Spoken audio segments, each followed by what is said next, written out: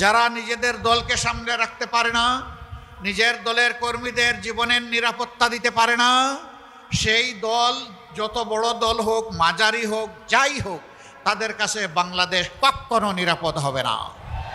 Syndicate মুক্ত বাংলাদেশ আমরা গড়ে তুলব ইনশাআল্লাহ। সিন্ডিকেট এখন গোটা বাংলাদেশকে অবশ করে ফেলেছে সর্বক্ষেত্রে। এই সিন্ডিকেট হাত আমরা গুঁড়া করে দেব। চাঁদাবাজি করা লাগবে না, ওদেরকেও বুকে টেনে নিয়ে ওদের হাতেও কাজ তুলে দেবো ইনশাআল্লাহ। যে দলের নেতৃবৃন্দ অন্যায়ের কাছে মাথা নত না করে হাসতে হাসতে ফাঁসির কাস্টে তক্তার উপরে দাঁড়াতে পারেন, সেই দলের নেতারা, সেই দলের কর্মীরা, সমর্থকরা, এই দলকে যারা ভালোবাসে, তারা মহান আল্লাহ ছাড়া আর কাউকে পরোয়াই করে না।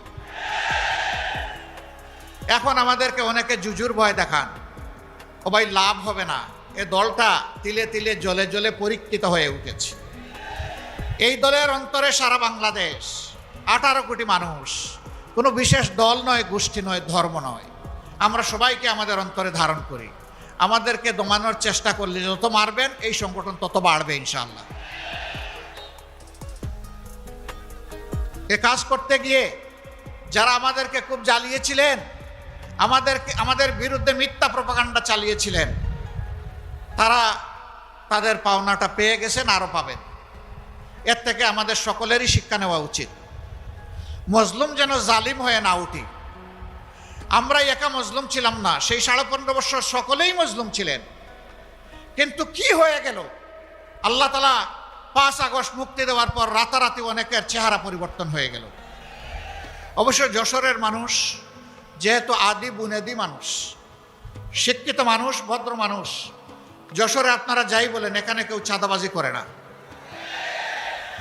এখানেও চাঁদাবাজি করে?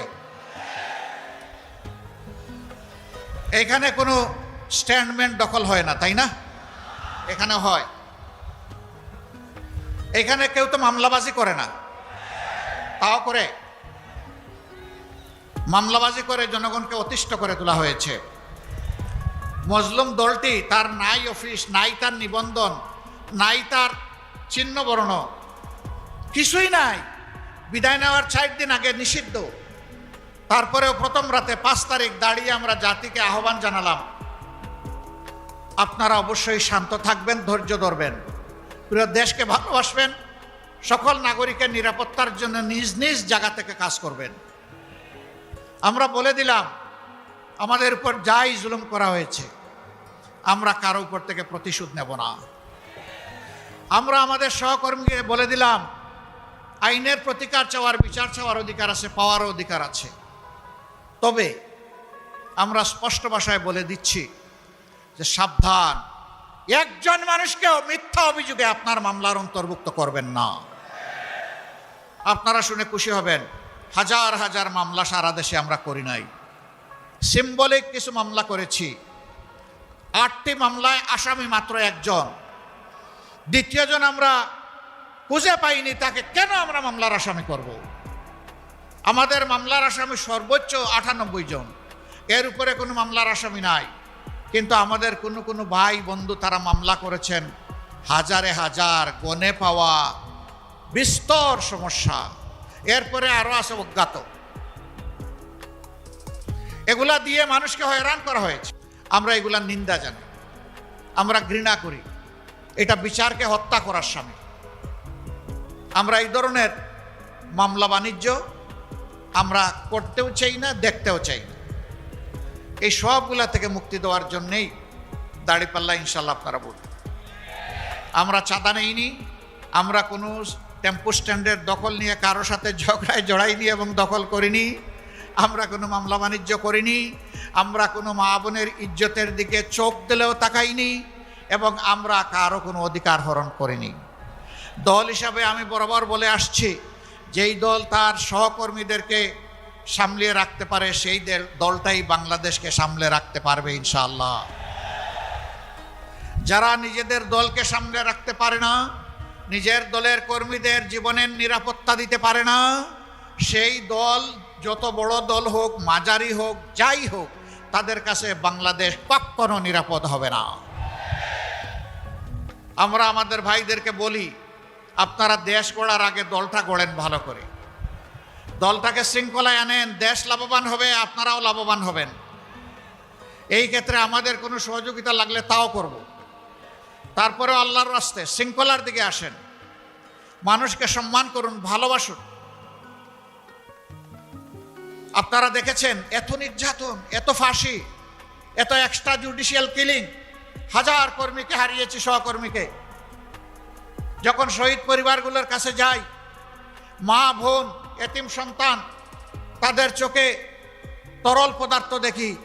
এই তরল পদার্থ চোখের পানি নয়, তাদের সন্তান, ভাই এবং পিতার রক্ত। যখন পরিবারের সদস্যরা বলেন যে এই দেখেন দেয়ালে এই ছোট্ট শিশুটি তার বাপের ছবি অঙ্কন করে বলতেছে, বাবা তুমি কখন আসবে, তখন ওদেরকে সান্ত্বনা দেওয়ার কোনো ভাষা আমরা পাই না। আমরা আপনাদেরকে কথা দিচ্ছি, বাংলাদেশকে কেউ যদি সেদিকে নিতে চায়, সকল শক্তি দিয়ে আল্লাহর পর ভরসা করে আমরা রুখে দেব ইনশাআল্লাহ। ওই কালো অধ্যায় আর বাংলাদেশে ফিরে আসতে দেওয়া হবে না। আমাদের যুবকরা জেগে উঠেছে, তারা ইতিমধ্যে তাদের বার্তা জাতিকে দিয়ে দিয়েছে। যুবকরা স্পষ্ট বলেছে, আমরা সত্যের পক্ষে, ন্যায়ের পক্ষে, আমরা নূতন বাংলাদেশের পক্ষে, আমরা বিভক্তি নয় ঐক্যের পক্ষে। এটা 5টা বিশ্ববিদ্যালয়ের সচেতন ছাত্রছাত্রীরা জাতিকে এটা জানিয়ে দিয়েছে। আর যত বিশ্ববিদ্যালয়ে নির্বাচন হতো ঠেকিয়ে দেওয়া হয়েছে। কেউ কেউ গণতন্ত্রের নাকি উদ্ধারকারী, কিন্তু তারাই আবার কোনো জায়গায় গণতান্ত্রিক চর্চা হতে দেন না। কি আশ্চর্য ব্যাপার, এক অঙ্গে কত রূপ। ওরে বাবা, একটা রূপ ধারণ করেন, তাহলে মানুষ আস্থা রাখতে পারবে। এটাই তো স্বাভাবিক। আমরা চাই আমরা যা বলবো সেটা যেন আমরা করতে পারি। সম্মানিত ভাইয়েরা, আজকে মাদেরকে জিজ্ঞেস করা হয় যে আপনারা কারে ভোট দিবেন, তারা একদম স্বতঃস্ফূর্তভাবে বললে আমরা দাঁড়িপাল্লায় ভোট দেবো, বা আমাদের যে আরো সঙ্গী 10 দল আছেন তাদের মার্কায়। কেন দিবেন? ওনারা আসলে তো আপনাদেরকে গড়েবন্দি করে রাখবে। এটা আপনাদের কথা, আমরা এটা বিশ্বাস করি না। তাইলে দিবেন কেন? যে দিব এই কারণে আমরা বিশ্বাস করি তাদের হাতেই বাংলাদেশ নিরাপদ থাকবে, আমিও নিরাপদ থাকব। আপনারা একজন বোনের অভিব্যক্তি দেখেছেন, কেউ তাকে মডেল বলছেন, ওটা বলছেন, সেটা বলছেন। আমরা প্রত্যেকটি মাকে মা হিসাবেই দেখি। তাকে জিজ্ঞেস করেছেন সাংবাদিক বন্ধু, আপনি কাকে চান? তিনি বলছেন আমি জামাতকে চাই। ওই জামাত আসলে তো আপনি ড্রেস পরতে পারবেন না। বলে যে পরবো না। বলে তখন তো অন্য ড্রেস পরা লাগবে। কই পরবো। এরপরে জিজ্ঞেস করছে যে জামাতকে কেন চান? বলে আমি চাই জামাত আসলে দেশটা ঠিক হবে, এই জন্য জামাতকে চাই। এরপরে বলতেছে জামাতের কোন দিকটা ভালো লাগে? কই সারা জামাতকেই ভালো লাগে। This is reality. জামাত এই জায়গায় আপনাদের ভালোবাসায়, দুয়ায়, সমর্থনে, আল্লাহ তাআলার মেহেরবানিতে এই জায়গায় এসেছে দীর্ঘ পরীক্ষা দিয়ে। প্রিয় দেশবাসী, আমরা একা দেশ চালাবো এটা আমরা চিন্তা করি না। আমরা জাতিকে ঐক্যবদ্ধ করে চলতে চাই। এই জন্য আমরা দেখেছেন যে 11টি দল আমরা হাতে হাত মিলিয়েছি। আমরা এই জাতিকে নিয়ে সামনের দিকে এগিয়ে যেতে চাই ইনশাআল্লাহ। যুবক যুবতী ভাই ও বোনেরা, আমরা আল্লাহর মেহেরবানিতে তোমাদের হাতে বেকার ভাতা তুলে দেব না। তোমাদের হাতে বেকার ভাতা তুলে দিয়ে এই জাতির যুবক যুবতীরা বেকার বিশ্বের দরবারে এই লজ্জাজনক পরিচয় আমরা দিতে চাই না। বরঞ্চ তোমরা আমাদের কলিজার টুকরা, বুকের ধন। আমরা তোমাদেরকে দক্ষ জনবল হিসাবে গড়ে তোলার জন্য যা দরকার তাই করব। এরপরে তোমাদের হাতে হাতে সম্মানের কাজটি আমরা তুলে দেব। তখন তোমরা হবে গর্বিত নাগরিক, বুক ফুলিয়ে বলবে আমিও বাংলাদেশের উন্নয়নে অবদান রেখে চলেছি, আমি বাংলাদেশের একজন দক্ষ লোক। আমরা সেই দক্ষতা এবং প্রাপ্যতার ভিত্তিতে কাজ হাতে তুলে দিতে চাই। আমরা চাই না আমাদের পটেনশিয়াল একজন যুবক কিংবা যুবতী তারা দেশ গড়ার কাজ থেকে বঞ্চিত হোক। আমরা সবাইকে সম্পৃক্ত করতে চাই। বেকার ভাতা দেওয়া মানে বেকারত্বকে উৎসাহিত করা, এই কাজ আমরা করব না। আমরা বেকারত্ব দূর করতে চাই, ভাতার বদলে আমরা কাজ হাতে তুলে দিতে চাই। যুবকরা কি মন খারাপ করেছেন? দেখে হাত তুলে বলেন তো, আপনারা কি বেকার ভাতা নিতে চান? আপনারা আপনাদের দক্ষ হাত কাজের জন্য পেরেশান হয়ে খোলা রাখবেন, সে হাত আমরা ভরে দেব ইনশাআল্লাহ। মাদেরকে আমরা কথা দিচ্ছি, ইনশাআল্লাহ আপনাদের ভালোবাসায়, সমর্থনে, দুয়ায়, বুটে আমরা যদি আল্লাহ তাআলার মেহেরবানিতে দেশ গড়ার সুযোগ পাই, আপনার ঘরে, চলাচলে, কর্মস্থলে, সব জায়গায় আপনাকে সম্মানিত করা হবে, মর্যাদা দেওয়া হবে এবং শতভাগ নিরাপত্তা ইনশাআল্লাহ নিশ্চিত করা হবে। বড় শহরগুলোতে মেয়েদের চলাচলের জন্য আলাদা যোগাযোগ ব্যবস্থা গড়ে তোলা হবে। জায়গায় জায়গায় পুরুষের জন্য অনেক ব্যবস্থা আছে, মহিলাদের জন্য কোনো ওয়াশরুমের ব্যবস্থা নাই, নামাজের ব্যবস্থা নেই। ইনশাআল্লাহ সেই উদ্যোগগুলো আমরা নেব। আমি যখন দেশে বিদেশে ভ্রমণ করি তখন যারা বিমানের কর্মচারী বা ক্রাফটের কর্মচারী বাংলাদেশি যারা, তারা অনেকে এসে বলে, আমরা কি আপনারা আসলে যদি চাই তাহলে মাথায় এক টুকরা কাপড় দিতে পারবো, আমাদেরকে এই অপশনটাকে খুলে দেওয়া হবে?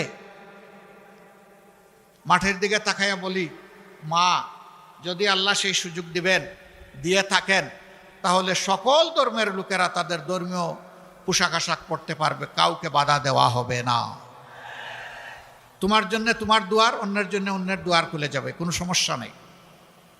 সম্মানিত ভাইয়েরা, 90% মুসলমানের দেশে 54 বছর পরে একটা মেয়ে, একটা মা আমাকে কেন এই প্রশ্ন করবে জানতে চাই। ইনশাআল্লাহ সকল ক্ষেত্রে তার সমাধান করা হবে আল্লাহ চাই। সিন্ডিকেট মুক্ত বাংলাদেশ আমরা গড়ে তুলব ইনশাআল্লাহ। সিন্ডিকেট এখন গোটা বাংলাদেশকে অবশ করে ফেলেছে সর্বক্ষেত্রে। এই সিন্ডিকেট হাত আমরা গুঁড়া করে দেব।